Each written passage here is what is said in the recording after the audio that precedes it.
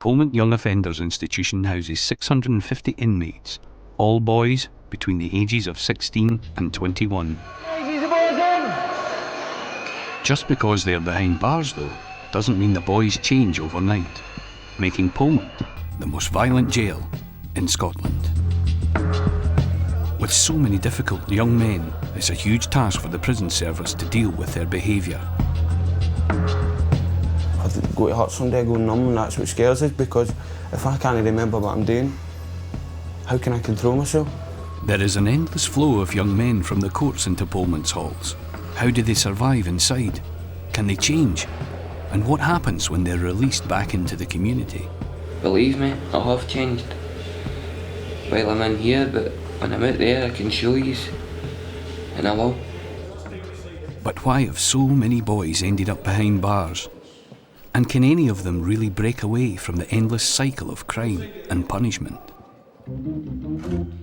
Ex-heroin addict Jamie has thrived in Polmont and cleaned up his act, working his way up to a trusted job.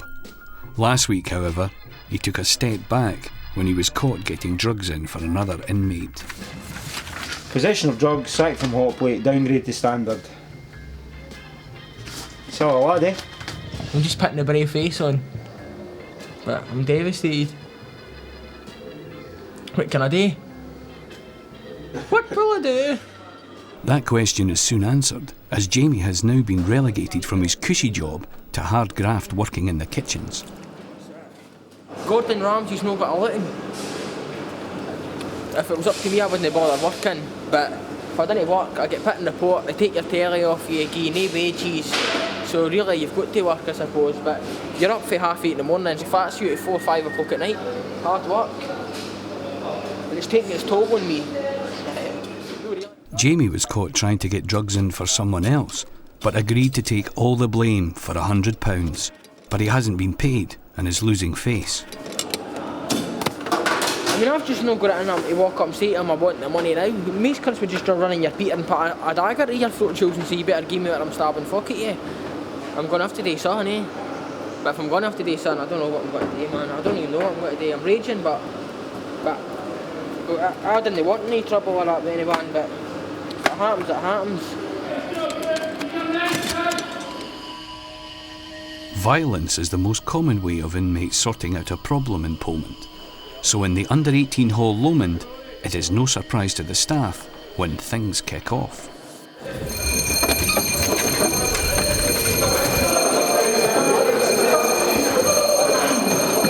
The fighters are well known to staff, especially one of them, David Docherty.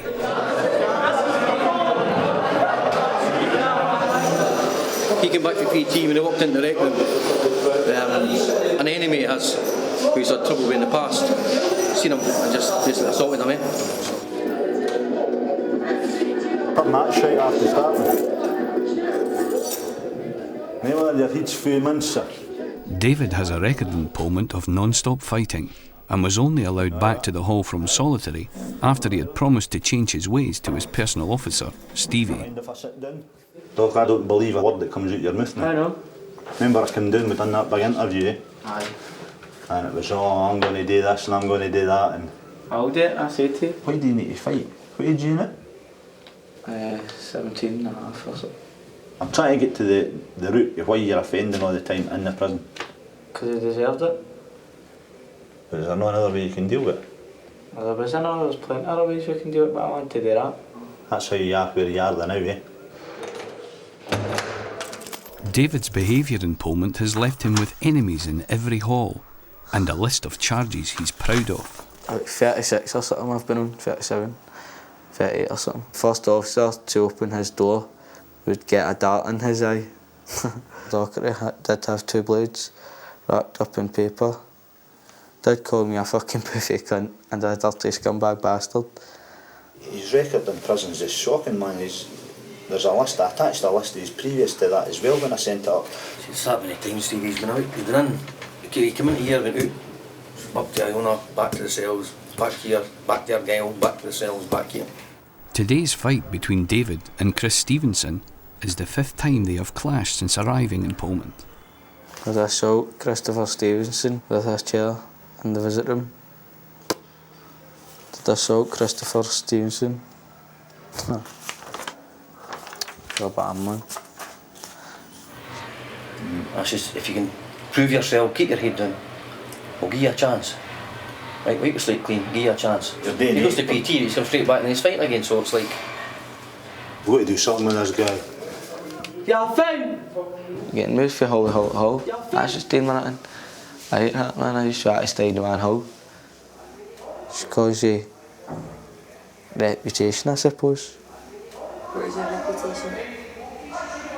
Oh, right. For causing havoc. Stevie came to Polmont when he was just 17. Now 20, he has grown up behind bars. Used to just meet up with my pals, man. Go and fucking steal a motor or something, strip it all down, sell it. And I'd just get hundreds of drugs, man, all sorts of eckies, speed, hash. Just fucking get hundreds of bevy, man, just get heavy mad weight in a house.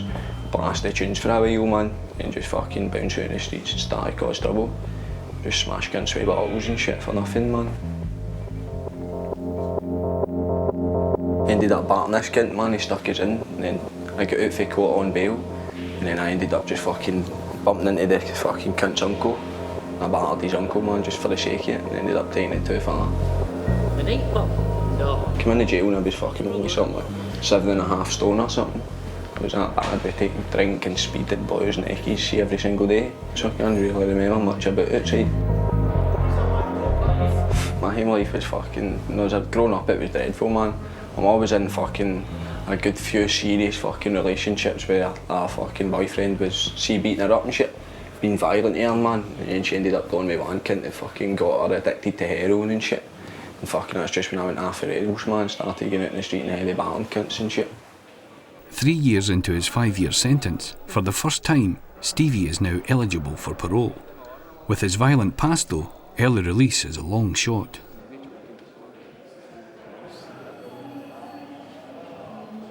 After work in the kitchens, all Jamie thinks about is his release in 2 weeks' time. I'm confident. I'll go out there and pull a girlfriend in no time. I'm confident.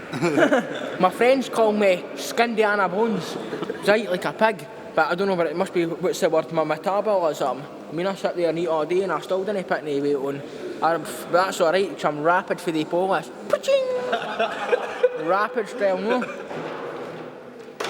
Jamie may play the joker in the pack, but he has a secret that he believes sent him off the rails at 14 to alcohol and heroin addiction. I didn't go out there and cause crime, like just to cause crime. There's reasons for why I done some of the charges, like smashing somebody's car, and there's reasons. Like most of the inmates, Jamie has a hidden inside story. So am I hearing that when this happened and this man abused you, were you left feeling powerless? I'm so a wee boy, I couldn't tell, I didn't know what to tell, I couldn't tell my mum, so I had to keep it all to myself, and I was just still young age and that, and it was just ruined me. So you recognise you were not in any shape or form responsible. This man done this because of who he was, not because of who you were. He made the choice to abuse a child. I was taken to court and got a FI for stuff I'd done to him.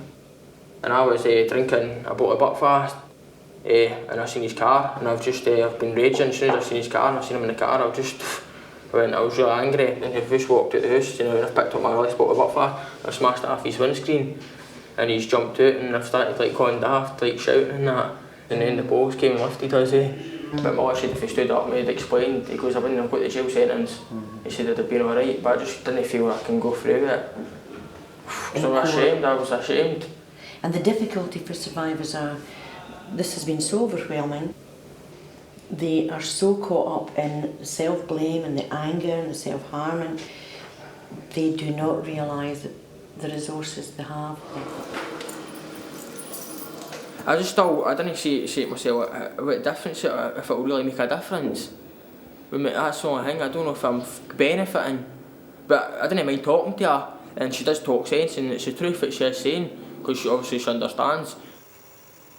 Officer Stevie Lane checks the CCTV footage of David Docherty's 5th fight with Chris Stevenson.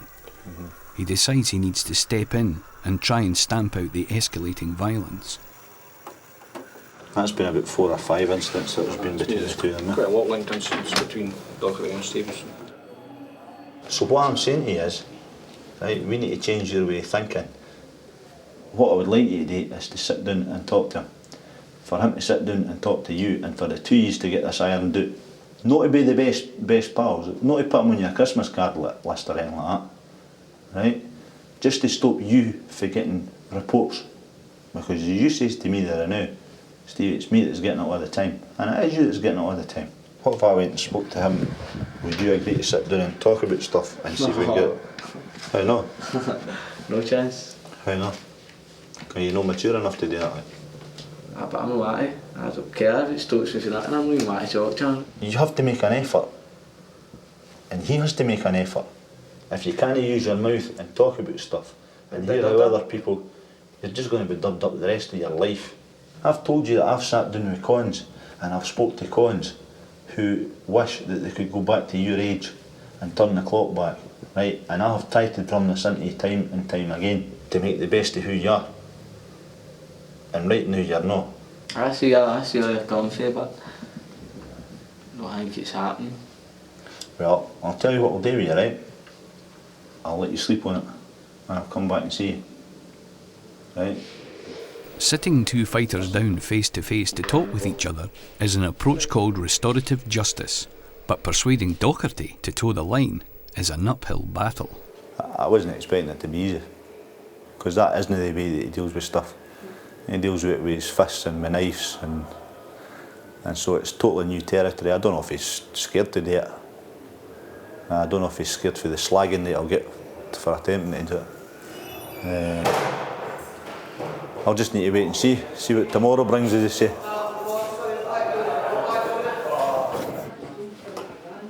Stevie has worked hard in Polmont to clean up his act and drop his bad boy ways. This has meant he has earned a trusted job of working with new arrivals and helping the staff process them through reception. I'm trusted. I'm one of the most trusted prisoners in here. Even when I go back up the hall, I'm opened up all day and all that, so easy days.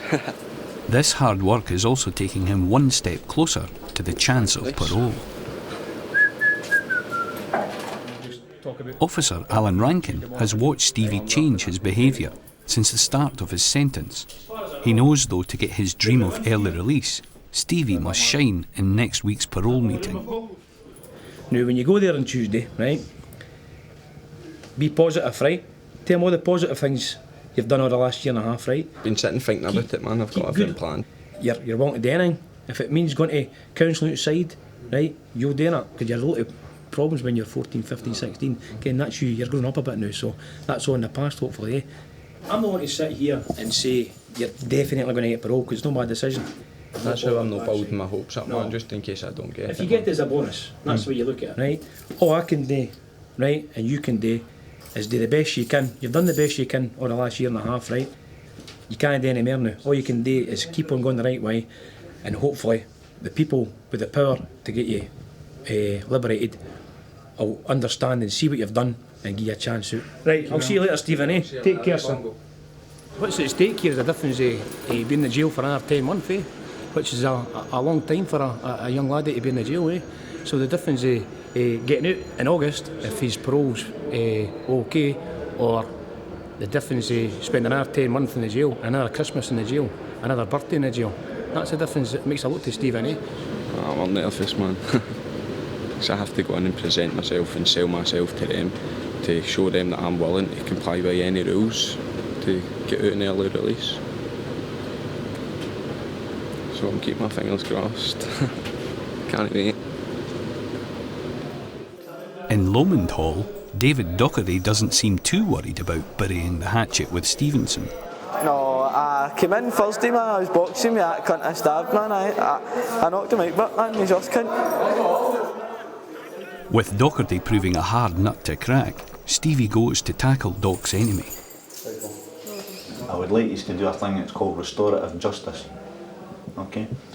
Basically, it's just a big fancy name that they've gave to a meeting where we get the two boys together right, and we're talking about what's been going on and why the assaults are taking place, and we're trying to sit down and we're trying to find a way forward. Do you think you'll be able to sit in the same room as them? Basically, aye. I think it's better half getting it sorted. Going to get in here for a bit of time together and that's. May as well try and get it sorted. So. I'm kind of looking at maybe doing it sometime next week. Basically. With Chris agreeing to restorative justice, Stevie's more determined than ever to bring David round. Hello David, how are we doing today? Bad, cheers. Right. Just up to see about this restorative justice thing. I've been down to see Chris and he's all for it. He went for it right away. He was actually quite mature about it. Have you had a think about it? Bothered, man. Bouncing anyway. Couldn't care less, but I'll go. You think you're just going to take part in this because we want you? Probably. Or are you doing it because you want to do it? Is there a bit you want to do it? I don't want to do it, but I'll do it, that's what I'm saying. See, your attitude's telling me that you're not bothered. I'm only bothered but today, but I'll do it, that's what I'm trying to say. Okay. Getting David to agree to sit in the same room as Chris may be a start, but it looks more like it may be the perfect opportunity for round 6 of the vendetta. I'll just say to him, fair dues, I'll go along with it. First chance I get, I'll sniper him one.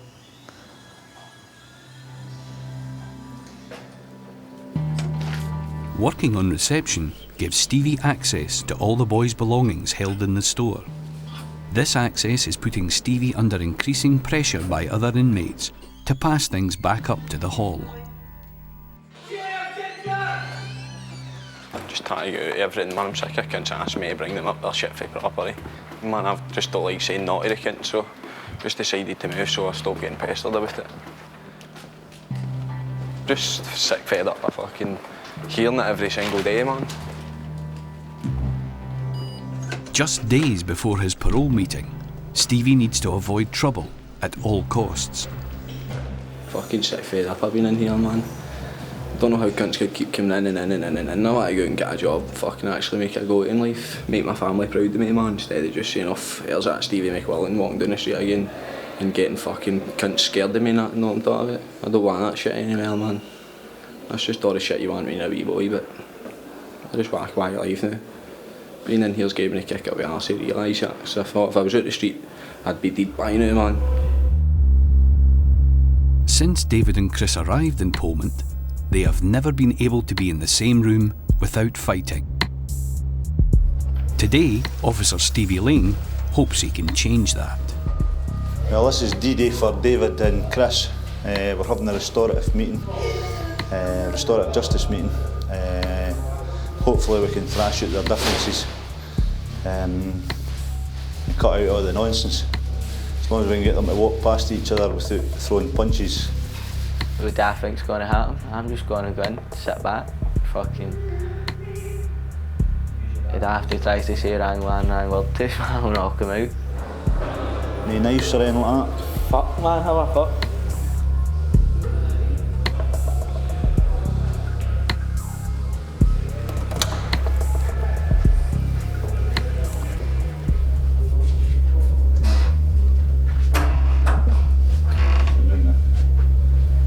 Okay. Right, you know what you're here to answer? I'm going to ask Chris first of all. Chris, can you give me your version of events? Fight a couple of times. Right. What was the fight over? Oh, fucking stuff that's been happening outside basically. Oh, my boys fight by his boys and that basically. Why is that? Different schemes. What do you see happen, David? I have come in here with a few people I gang fight out there, and it's been alright, except for once. How did you feel when you were fighting? I'm a bit fucking fucked up, man, so I keep getting punished for it. Well, there you go then, huh? I just getting away with it. I was angry, aye, but... How do you feel then about him being angry and... Fuck it, that's not to do with me, is it? Well, it is because it's your actions that's made him feel like that. Do you? What do you feel, is it? Is there not? No, not really, no. Do you never feel any guilt? Never, no.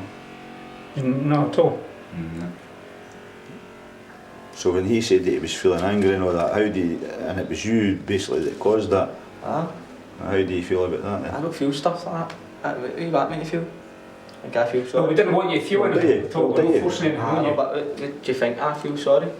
I've battered people for nothing in the past, like gangs, man, for nothing, but I feel shite after it. Right. A different story when they people don't deserve it. People gang fight with this. Right, David, okay. They want a gang fight with you. Right, so we were making progress. I can understand what you're both saying here, right? I think there's a wee bit of the gang culture coming into this meeting here. Is there any suggestions that you could come up with that would prevent this from happening again? Well, basically what you're trying to say, if I clocked him just walking by me, would I do it? No, I wouldn't. You wouldn't? No, Are you saying that's going to be for the rest of your term in the prison, or what are you saying? Can I guarantee you that he wouldn't need to bother about me? Well, you tell him, man. Yeah, how do you say that? Right, what about you? Right, I feel the same way, basically, that's it. Alright. It's quite happy with that then? Yes, How do you feel about that? Not bad. Two boys who've never been in the same room for 2 months, as you heard them saying, without fighting. So we had them in there for half an hour. If I see him walking by me, man, I'll not try nothing, man. I'm fast enough to dodge his first crack anyway, man, so no get his. But I'm quite happy with that outcome now, and we'll continue to monitor them, of course. I gave you this opportunity. You've always got a kind of wee glimmer of hope, but he's got a good side. He's worth spending the time on, because if you didn't spend time, he's always going back out and come back. So you just keep batting away there. The relationship between the officer and the young offender is the key if we're going to have any success with some of these young lads. Very few come in and willingly off their own back say, I want to change, I recognise I've got a problem. The staff actually cause them to think that way and cause them to address the issues and change. So that relationship is of paramount importance if we've to have any success stories.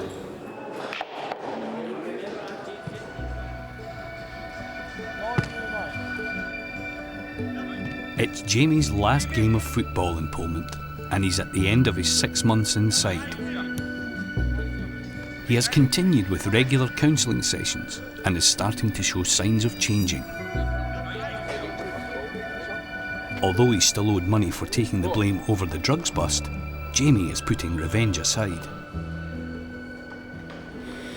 He never paid me the money, right? But I just kidded on he did to every cunt. So they come and smash him, because cunts was like, I'll smash him for you. I'm glad that I think it's worked out for the better this way. It feels as if I've done the right thing. It's also Jamie's last counselling session before he gets out. He may be dealing with his history of abuse, but his counsellor knows that if he meets his abuser on the outside, old emotions might come rushing back. I mean, right now, in here, and you're lying in your cell, if you think of him, what do you feel? If I was to try to think it out. Right now, in here, thinking about it. If I was just to start thinking about it myself, I'd probably be angry. Aye. Okay. The minute you see this man, or even go near the streets that you drove, that he drove around in, your emotions will take you. Once I do that, that's it. Once I can, that's... So it's a bit practice. And it's like we just have took all my power back, basically. Once I do that, it's me. I know I will. Your emotions will want to take you back. It's up to you. Keep yourself grounded and remind yourself, no, that was then. This is now. That man can never hurt me again. And I'd say I'm different now from what I was saying, so that's the way I will be. That was then. And so when I go out, this is now, so it is different. I'm going to go, sunshine. Right, take care of yourself, right? And I'll be brand new. Don't worry, right? Right. You take care. It's Jamie's last night. During this sentence, he has dealt with his history of abuse for the first time.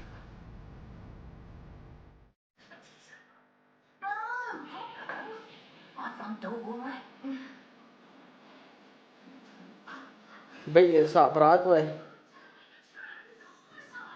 I knew it.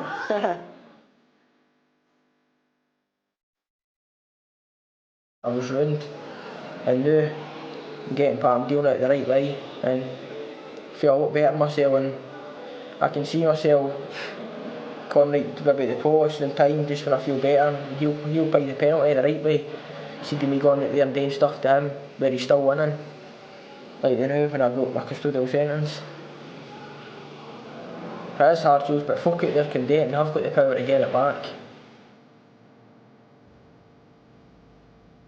Feels like there's a new me. I think I'm a mature, good, confident guy now, and I feel alright, and I feel as if I can go out there and do well, and that was the past. I think this is the future now.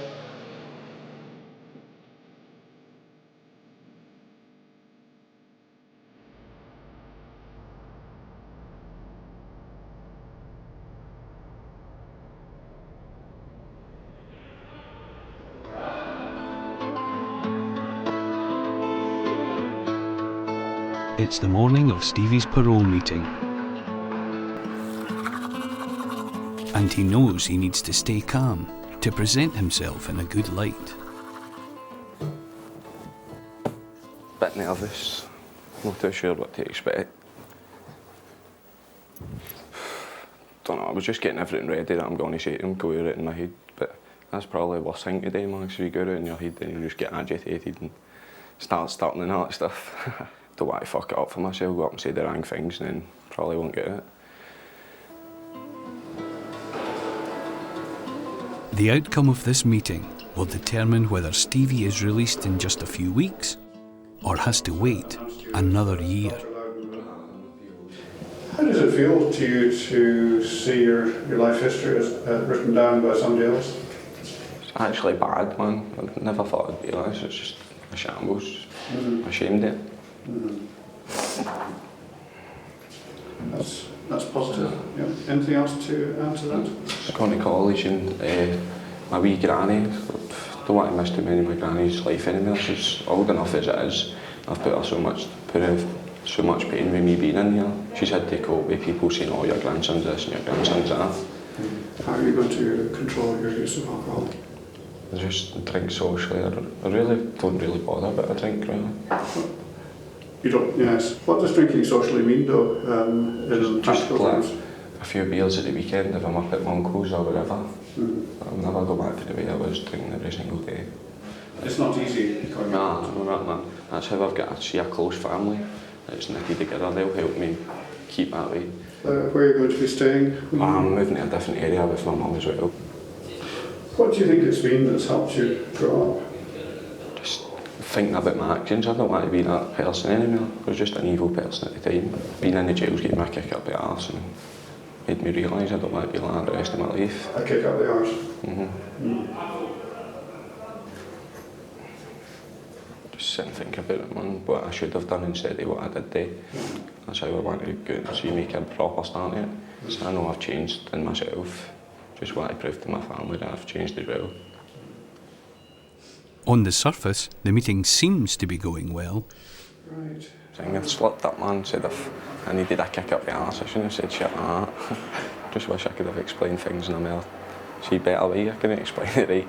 Just too nervous talking about something that's going to decide your future. I'm glad that's it, but now it's going to be even more nervous waiting for a bit of paper looking through the post to see if I'm out alone. Just hoping it's right. Stevie now has to wait 6 weeks to find out if he will be able to start his new life or have to wait another year. Stevie may be waiting, but after 6 months, Jamie is on his way out. I can see my name when I look out the window in the clouds. It says, Jamie, it's your day. The time is now. So if you had a haul through Jamie's, you'd have an easier job. You hope never to see any of them again. But you know some of them, they walk out the door. They're going to walk right back in. They want to see you. Officer Alan Smith gives Jamie some final words of wisdom. Go to pre-temps, right? I'll tell you what pre-temps is. It's an employment agency and it's on Coburn Street in Falkirk, right? I think I know where you are, in fact. Right? Go there, it's across the tattoo parlour. I just walk in. Walk in, right? And I know that they've got jobs in it. 5. 1 liberation, sir. See you later, right? Catch you after. Seems up for it. But can we say that there's no pressure on him just now? When he gets outside, the pressure starts. Are you coming out for a drink? Are you coming here? Are you coming there? Because his mates will have no money, and they know he's now got money. So it's now his turn to square them up. I mean, if he's been in here and been getting stuff sent in, this is the time he pays for it. He pays for it now. But he seems keen.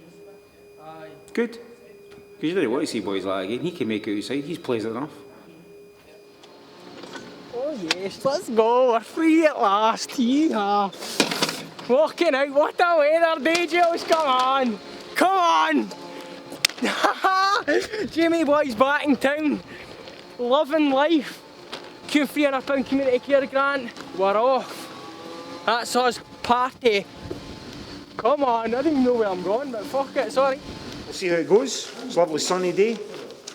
Will he go straight home to his mum and dad? Spend the day telling them how much he's missed them? Or will he go and chap a few doors and see who's in, see who's up? Probably nobody up, he'll need to get them up. What will Jamie do? Bang! Bottle of wine! Bang! Here we go! You never know. Sometimes they just grow up, but the fact he's done so many sentences would tell you he'll be back in. New tracksuit, well once I cash my gyro, party, straight into the pub, Joe, couple of pints, couple of aftershocks, bang bang, potting balls left and right, get a wee bit of female attention. What's happening, ladies? Jamie boy's back in town.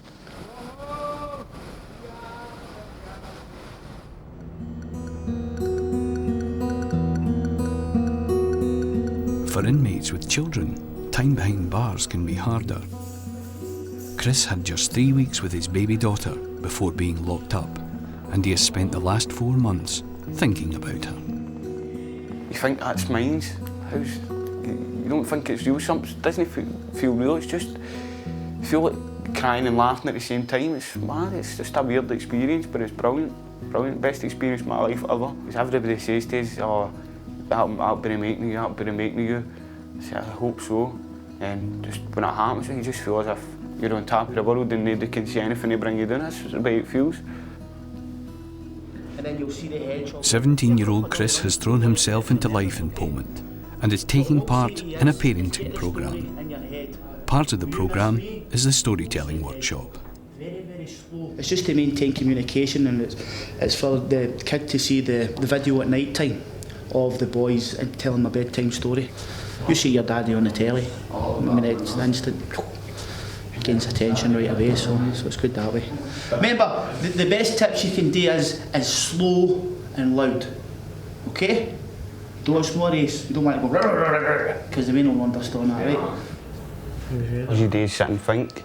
You think to yourself, man, wonder what they're doing now.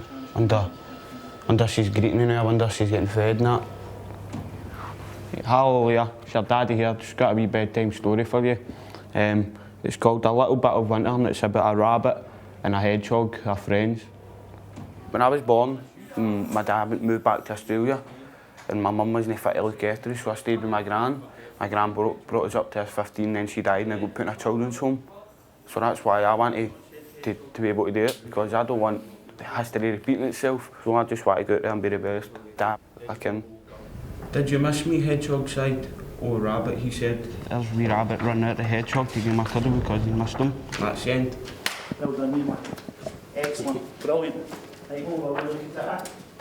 Feel brilliant because she's going to get that, know what I mean? And she'll be able to see his neck because she's not seen his ages. She'll remember my voice. She'll know my voice. She'll know that I'm away. She'll think that I'm still there, but I'm just doing something. I was actually thinking she was just sitting there, man, when I was reading it, to be honest. So I did. I thought she was actually there. The parenting programme will give Chris the chance to work towards a special visit with his baby daughter. He has not seen her since he arrived in Polmont 4 months ago. What's happening? After 6 months, Jamie is finally home. What's happening, Dad? What's happening here? I mean, I'm sorry for him. See, I know you're signing. I told you it's the fact. He's starting with a clean slate basically, as he came out for the first time in a long time. Yeah. He's got a lot going for him, so we just hope that he gets on with it, does well, and has a good life. Snip him a bit. Your legs? Wait. Fatty day. Jamie! Oh, your muscles. A fatty day. Jesus. You're doing alright, no, but no. I wish if I'd stuck in. Jamie, what a difference. Mom, we went to the... Before I was coming here, I was like to myself, I'd come in, see my highs, and I was planning to maybe just bang out there and go. But just to see them and show how much we're going to make it work this time and how much positives and how mature and feeling I am now, I think this is it. And I just feel total, like, my wee brothers and that, I total loved up with them. My whole family, I'm just glad everything's the way it is, and I'm quite happy. Better than any probably drink feeling would give me than anyway. I just feel bang, really happy. Feel like I just want to be here. Your dad was like... Rather than hitting the town, Jamie spends the rest of the day with his family. It's a promising start, for now. I'm just glad we're all back together again, It's going to be brilliant. In Lomond Hall, new dad Chris may be working hard to make sure he gets to see his baby daughter. But there is one hurdle still to overcome. He has an outstanding court case. Tomorrow I've got court, man, not for sentencing. Oh man, expecting fair stretch. If I get 3 years, man, I'll walk out with a smile. If I get 4 years, I'll walk out with a smile. If I get 5 years, I'll walk out fucking a broken man. I mean, you shouldn't do the things you do, man. I mean, so hopefully it goes good, but I can't see it happening. For some reason, I just can't.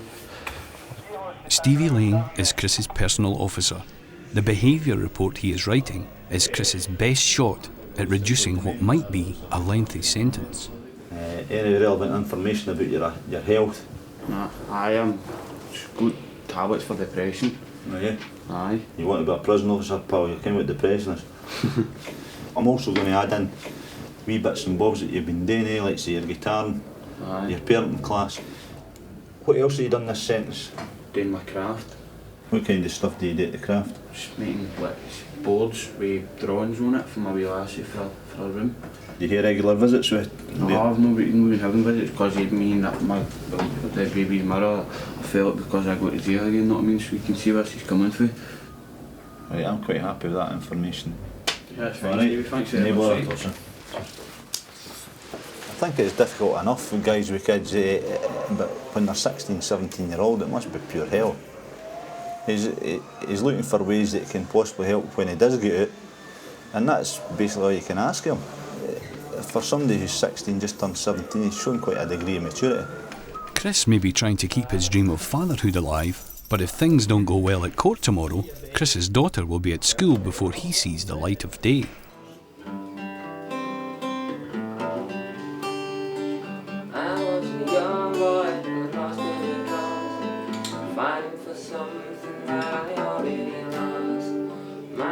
I got done for a tape mother, but I got dropped for serious assault with parent disfigurement.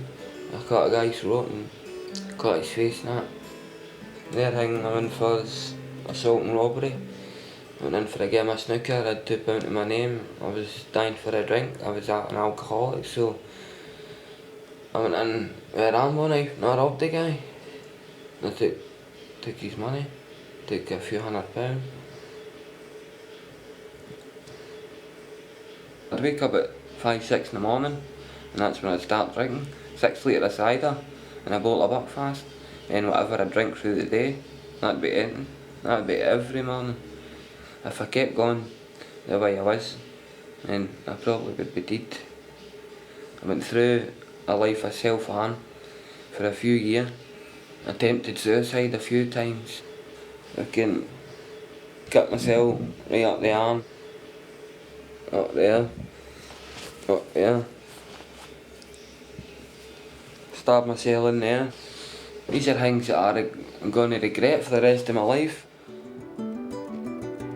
You always have to hit rock bottom to actually feel that you need to change. And I hit that rock bottom.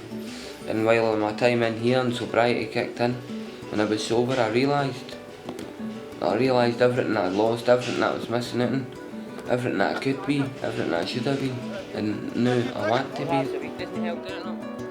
Jockey has surprised Polmont staff by working long hours and keeping his nose clean.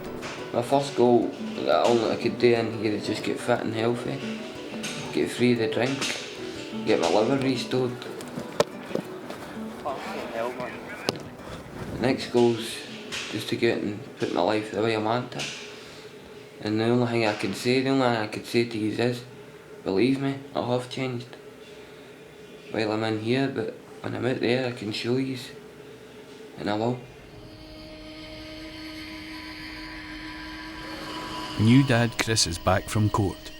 He was worried that the severity of his crime would lead to a lengthy sentence. He's back with the verdict.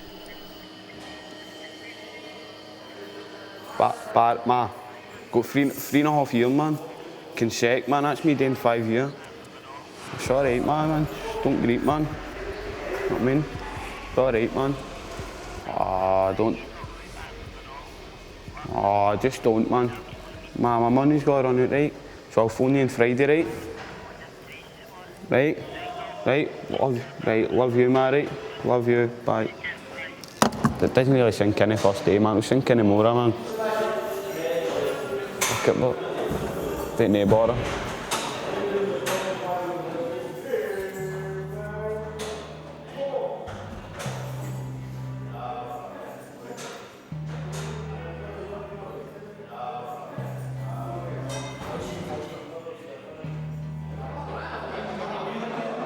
A lot of them are pleasant young men, and actually they're good company, and you know the staff enjoy working with them. But when they're out there in the community, they seem to take on a Jekyll and Hyde. Whether it's because of peer group pressures or they've been drinking alcohol or they've been taking drugs. The kind of behaviours are outrageous, and it's disturbing and disappointing. And you wonder whether more could be done at an earlier stage, to prevent things escalating to the extent where, some of these young guys are here for a long time, long custodial sentences that they've earned because of serious crime. But, could something have been done at an earlier stage to have stopped it getting to that extent? Stevie is one of the boys who have done serious time behind bars. He doesn't know it yet, but the parole letter has arrived and the decision about his future has been made. We'll now give Stephen a phone and get him up and open the letter in front of him, and hopefully it's, as I say, good news for him.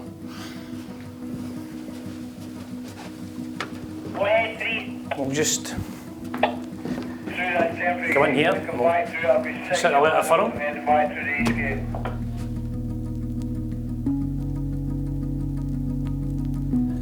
Sometimes a wee bit nervous. More nervous for obviously Stephen because it's a matter of 3 months in the jail or another year and a half in the jail, So that's a big difference. So I'm a wee bit nervous for him. Stevie may be a model prisoner, but parole is granted on the basis of your past crime and your likelihood to re-offend. All right, son, how you doing? I just need to speak to you for a couple of minutes, if that's all right. We're just going in here, All right. Do you know why I've got you up? No. Take a guess. That come on. Now, obviously, this wouldn't know my heart I'm up here, but because you're up in reception, I've not been telling you this in the hall, But have a seat.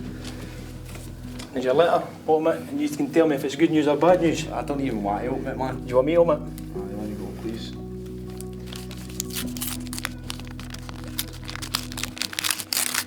Stuck down.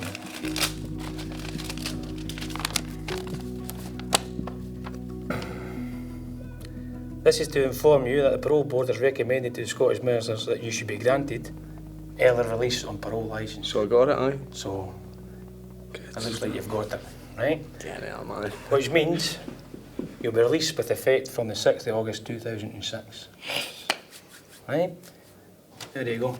Cheers, I wouldn't have got it if it well wasn't done, for you, son. man. You've done well, You've worked hard for it and you deserve a chance back out there, so good on you. I can't explain how I feel, just amazing, man. At least I know I'm getting it.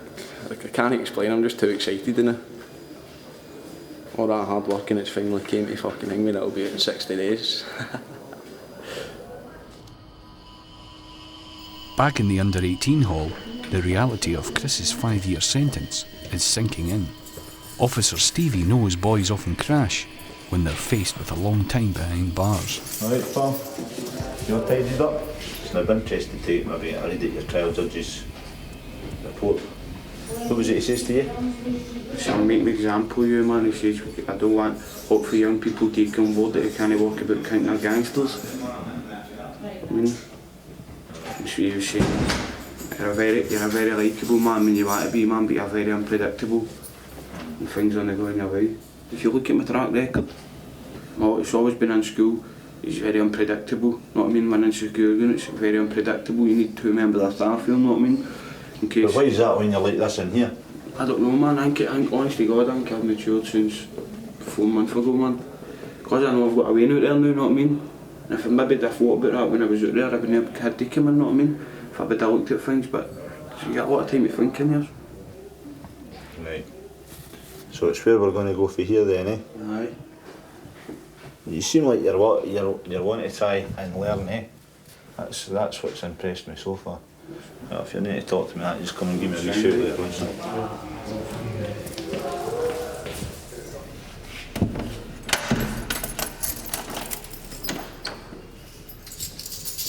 There was any paper about me, you know what I mean? It just made me look like an animal. He says it was like something out of American History X.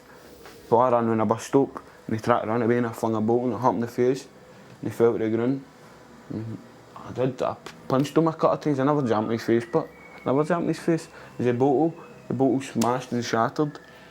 Took his eye and he had 14 centimetre laceration on his head. I mean, just a wee hangman, just a wee switch and I'll flick off. See, my body feels numb. Just when I do things wrong, you know what I mean? If I go to hurt somebody, I go numb, and that's what scares us, because if I can't remember what I'm doing, how can I control myself? You know what I mean? And that's probably why, that's basically why I'm in here. You know what I mean?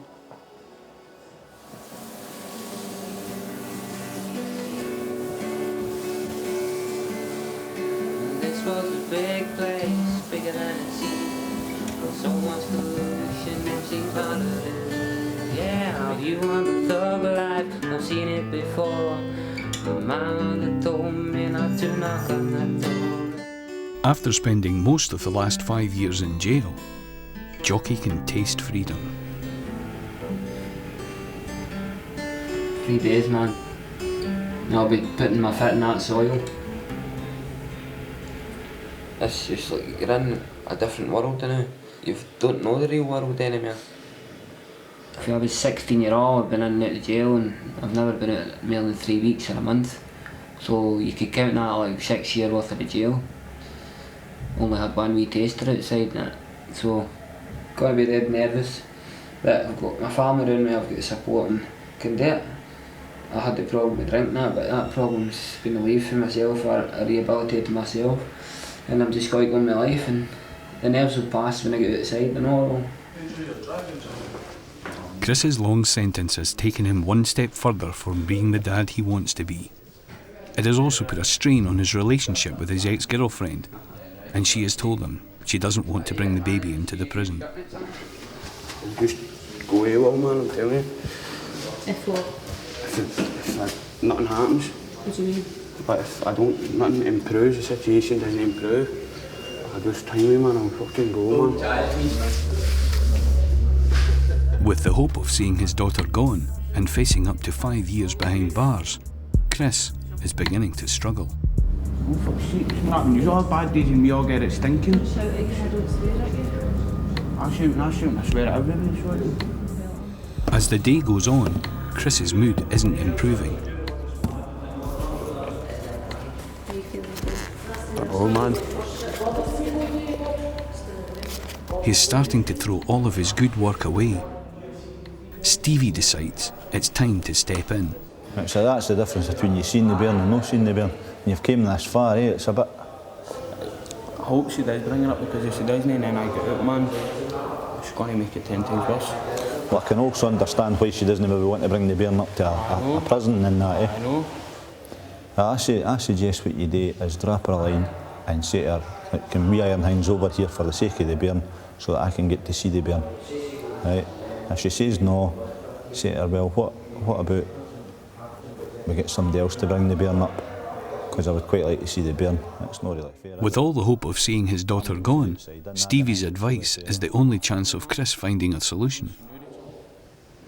We ask a lot of our staff at times, and as do the young guys that are here. The officer has to change his role several times a day, from being a disciplinarian, somebody who has to look after the security and good order of the place, to then somebody that might be giving a bit of fatherly advice, or allowing somebody to offload and manage some personal difficulties, so that they're in the role of cast in the role of counsellor, or cast in the role of advisor, disciplinarian, friend, all in the course of one shift. What can you have? Tell you what, I look back at the place, to be honest, man. I hate the place, man. I'm never coming back, man. Never. Ex-alcoholic Jockey's 2.5 years are up. His sister Melissa has high hopes for his future. I think this time he will change. Because that's all these years now, and he's 21, so I should have and realised that he can't do what he's done before.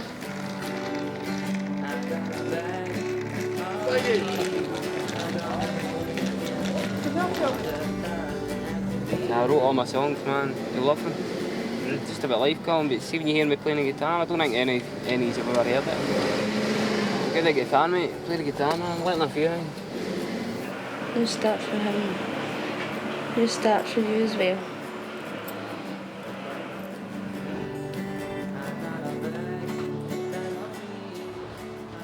Yeah. Right, Ed. And you go. On a bit early, but you know. She was a week early. Back in Polmont, Chris's dedication to being a father is paying off. Taking Stevie's advice, he has managed to persuade one of his family to bring his baby daughter to the prison. I was going to come up for a bonding visit with my daughter and see how things go for him. It just made me feel a lot better than that. Can't wait, man. You're brilliant. I can't wait, man. I probably not even be able to hold her, man, but I don't know, man. Are you scared, Weedy? As if I pose her chasteness. I mean, I will be scared, man. Chris is on top of the world. After 6 months of separation, he is finally to be reunited with his baby daughter. This is the thing I've been working towards, so hopefully everything goes good today. Last time I seen her, she couldn't sit up there and now she's crawling a bit. Big change. Quite excited and a wee bit anxious as well. I've not seen her for such a long time. When she's walking in, there's probably butterflies and what have you, but it'll be good. It'll be good. Just hope that she likes us, loves us, and not much more you can ask for. Chris's bonding visit gives him 2 hours to spend with his daughter. He is one of over 100 young fathers currently being held in Polmont.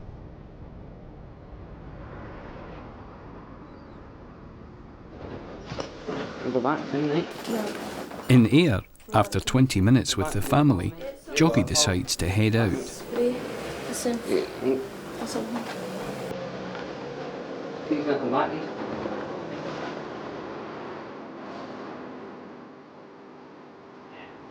He's alright? Hope so. It sounds like he's going to be alright, but it's early days, isn't it? He's a good boy.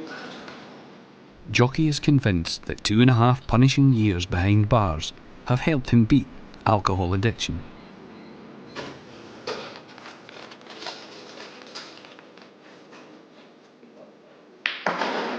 It's a day up, man. I'm just going to have fun. Sleep next morning. Next morning I wake up, man. I'm just going straight for my goals, you know what I mean?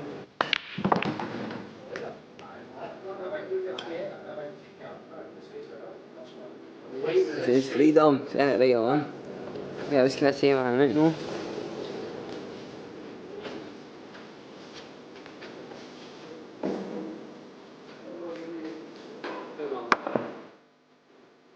After easing himself back into the real world, Jockey decides to head for town. That's the big worry, it depends where he meets.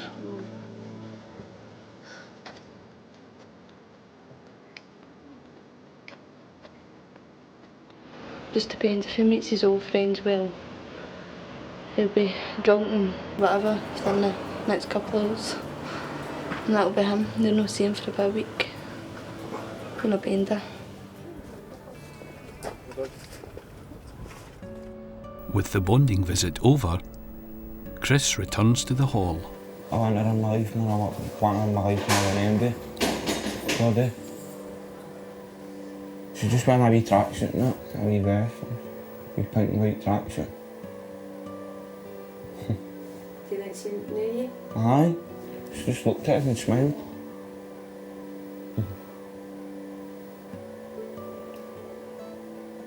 Obviously, she must remember something, what I mean. The voice or whatever, I don't know. It's good. It's the worst part about the whole visit when you walk away. You don't want them to walk away.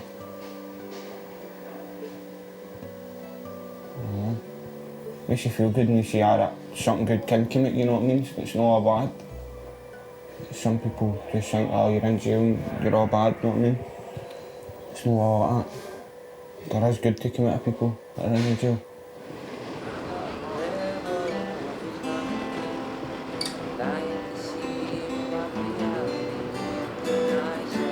After just 8 hours out of Polmont, Jockey is stepping back onto dangerous ground.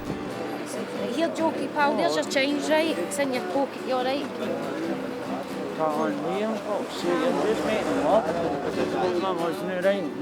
It is estimated that over 80% of Polmont's intake have alcohol or drug addiction issues.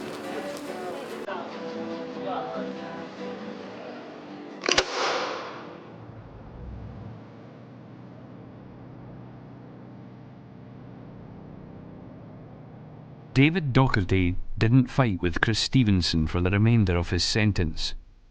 He is now back in the community.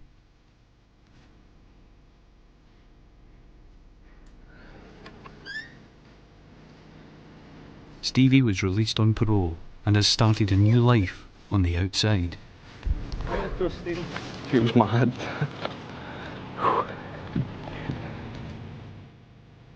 A month after his release, Jamie moved out of the family home and has lost contact with his counsellor.